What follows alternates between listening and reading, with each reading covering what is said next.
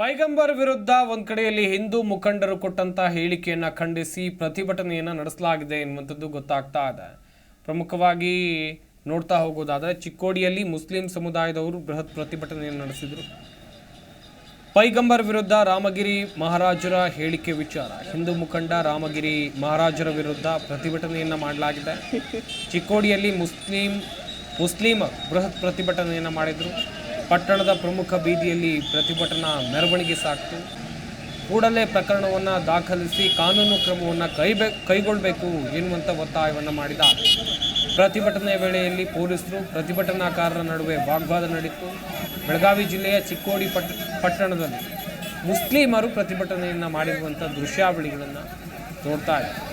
ಸಾವಿರಾರು ಸಂಖ್ಯೆಯಲ್ಲಿ ಭಾಗವಹಿಸಿ ಆಕ್ರೋಶವನ್ನು ವ್ಯಕ್ತಪಡಿಸಿದರು. ಕೂಡಲೇ ಪ್ರಕರಣವನ್ನು ದಾಖಲಿಸಿ ಕಾನೂನು ಕ್ರಮ ಕೈಗೊಳ್ಳುವಂತೆ ಒತ್ತಾಯವನ್ನು ಕೂಡ ಮಾಡಿದರು.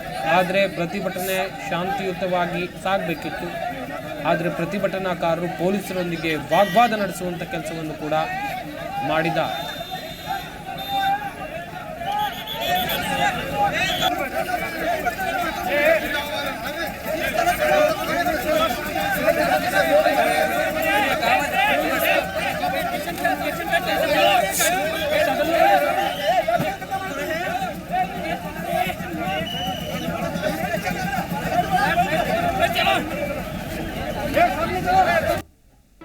ಜಿ ಕನ್ನಡ ನ್ಯೂಸ್ ಈಗ ನಿಮ್ಮ ಮನೆಯಲ್ಲೇ ನೋಡಿ.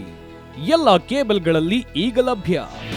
ನಿಮ್ಮ ನೆಚ್ಚಿನ ಜಿ ಕನ್ನಡ ನ್ಯೂಸ್ ಈಗ ಸನ್ ಡೈರೆಕ್ಟ್ ನಲ್ಲಿ number 292, Tata Play number 1664, Jio TV number 1334, NXT Digital number 30, In Cable number 30, City Networks 51, U Digital number 162, GTPL number 17, Rockline Telecommunications number 42, Shri Basaveshwara cable number 168, rural cable network 60, Vinayaka digital 57, Abhishek cable 821, city channel 53, Siddeshwara cable network 57, ವಿ4 digital infotech 628, Surya digital networks 53, Gajanan digital number 836, Malnad infotech private limited number